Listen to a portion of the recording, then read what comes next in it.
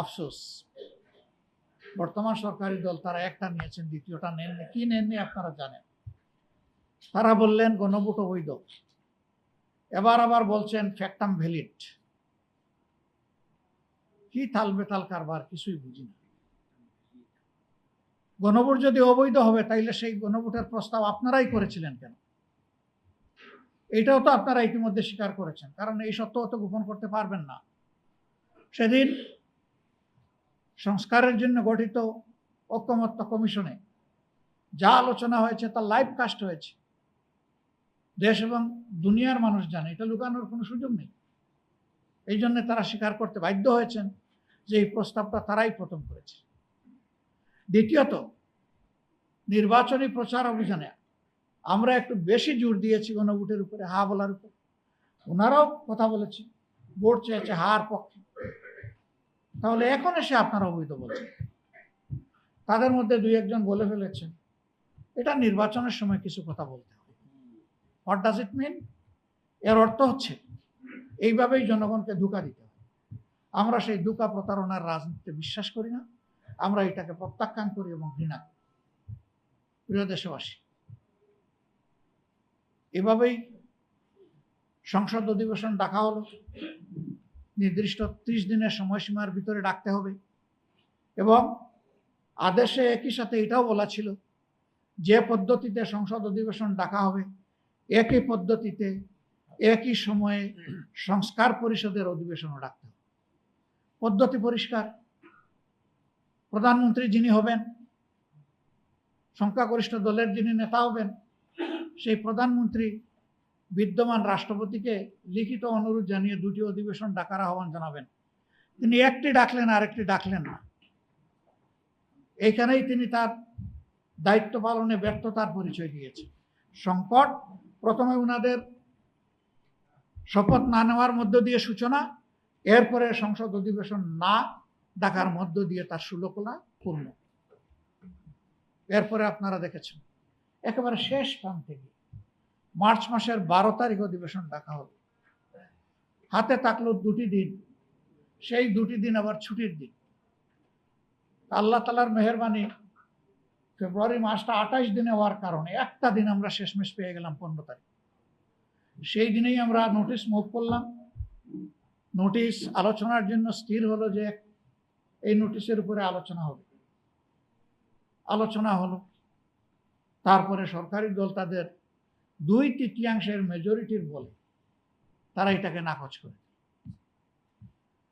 শেষ পর্যন্ত স্পিকার এটাকে টকড আউট করে দিল।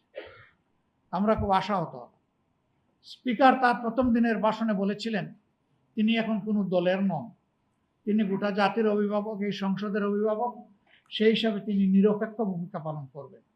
কিন্তু আমরা এখানে নিরপেক্ষ জাজমেন্ট পেলাম না পাওয়ার কারণে সংসদ থেকে আমরা মনের কষ্ট নিয়ে এবং জনগণের দেওয়া দায়িত্ব পালন সংসদের ভিতরে পালন করতে সুযোগ না দেওয়ার কারণে আমরা বাধ্য হয়ে ওয়াকআউট করে আমরা সাংবাদিক ভাইদের মুখোমুখি হই, দেশবাসীকে আমরা বিষয়টা অবহিত।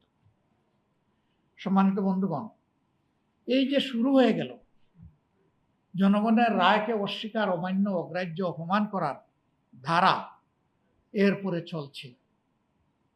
আপনারা দেখেছেন প্রথম দিনই প্রথম অধিবেশনের প্রথম দিন অর্থাৎ 12 মার্চ বিগত সরকারের 133টা অধ্যাদেশ উত্থাপিত হয়েছিল। 30 দিনের মধ্যে এটাও নিষ্পত্তি করতে হবে।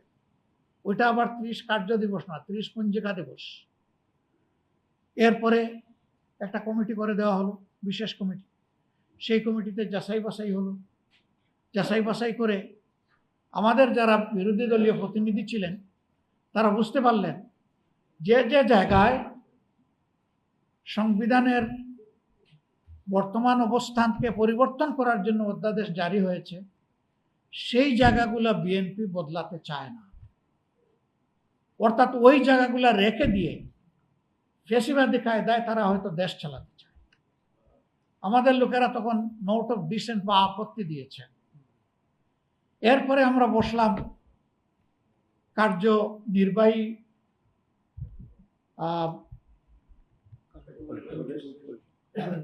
কার্য উপদেষ্টা কমিটির বৈঠকে বসলাম, স্পিকার সাহেবের সভাপতি।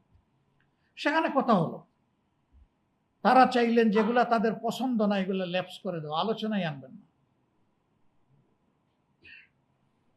আমরা বললাম তা আমরা মানব না। 133টা সংসদে উত্থাপিত হয়েছে, এটা সংসদের প্রপার্টি, সংসদেই আলোচিত হতে হবে।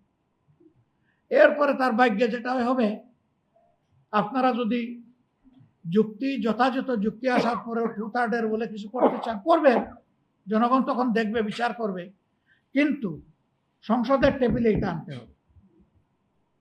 আমরা কি দেখলাম, সেখানে আবার বলা হলো যে সময় তো কম। তখন স্পিকার সাহেব বললেন, তাইলে আগামীকাল থেকে আমরা সকাল বিকাল অধিবেশন করব। বিরোধী দলের নেতা, আপনি কি বলেন? আমি বললাম উই এগ্রি। এরপরে তিনি বললেন যে প্রয়োজনে আমরা শুক্রবারে অধিবেশন চালাবো, উই এগ্রি। তিনি বললেন প্রয়োজনে রাত 12টা পর্যন্ত অধিবেশন চলবে, তবুও সবগুলো টেবিলে আসবে। কিন্তু শেষ দিনে এসে দেখি না, এখানে কাটছাট করে আমাদের সামনে যে আলোচ্য সূচি দেওয়া হয়েছে সেখানে একটা মাত্র বাকি, সেটা ছিল ধূমপান সংক্রান্ত বিষয়, আর নাই।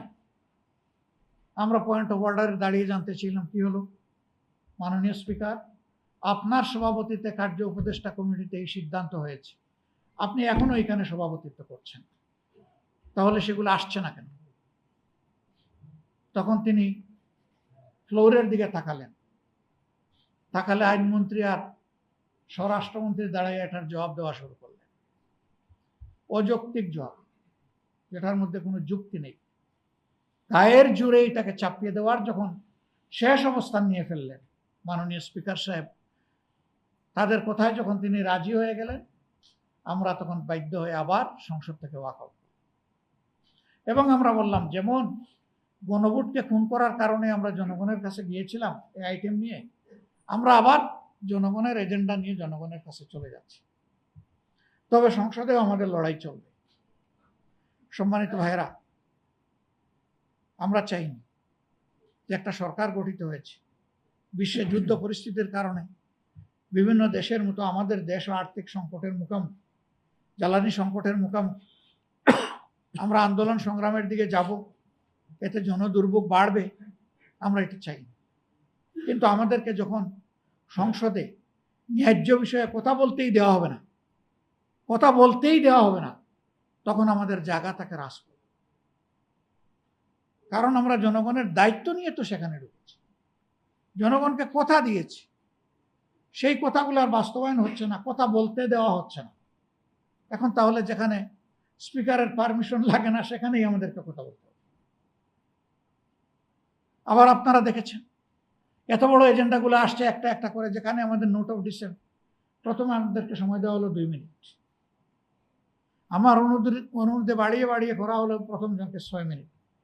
তারপরে আমি দাঁড়ালাম, আমি বললাম যে যদি ডিবেট হতে হয়, পার্লামেন্টারিয়ান ডিবেট, 2 মিনিটে কোনো ডিবেট হয় না, 2 মিনিটে কমেন্ট পাস করা যায়। এই সাবজেক্টটা কি, কেন, এর গুরুত্ব কি, কোথায় আমরা যেতে চাই, এটা বলতে হলে মাননীয় স্পিকার এই 2 মিনিটে হবে না। তিনি বললেন আমি তো 6 মিনিট দিয়েছি, ঠিক আছে আর একটু সময় বাড়িয়ে দেবো। আমি বললাম আপনি পর্যাপ্ত সময় আমাদেরকেও দেন, ওনাদেরকেও দেন, আমাদের কোনো আপত্তি নেই। তখন তিনি বাড়িয়ে এটা 10 মিনিট করলেন। একজনকে শুধু 15 মিনিট সময় দেওয়া হয়েছে, বাকিদের জন্য 10 মিনিট। আর সেজারি বেঞ্চ থেকে যারা দাঁড়িয়েছেন তারা এক কিংবা একাধিক ব্যক্তি আনলিমিটেড টাইম কথা বলেছে, এগুলো আপনারা দেখেছেন মিডিয়ার মাধ্যমে। আমাদের সমস্যা হলো, আমাদের যুক্তিগুলো যখন তুলে ধরার পরে ওনারা শেষ বক্তব্য রাখে, তখন ওনারা ভুল তথ্য উপাত্ত যখন দেয়, সেইটার প্রতিবাদ করার জায়গাটা আমাদের থাকে না। আরেকটা সংকট আমাদের জন্য। তবে হ্যাঁ, আমরা বুঝি এই দেশের জনগণ সতর্ক। কারো বাপ হারিয়েছে, কারো ছেলে হারিয়েছে, কারো বাবা হারিয়েছে, কারো ভাই হারিয়েছে। তারা দেখছে কে কি করছেন আর কে কি বলছে।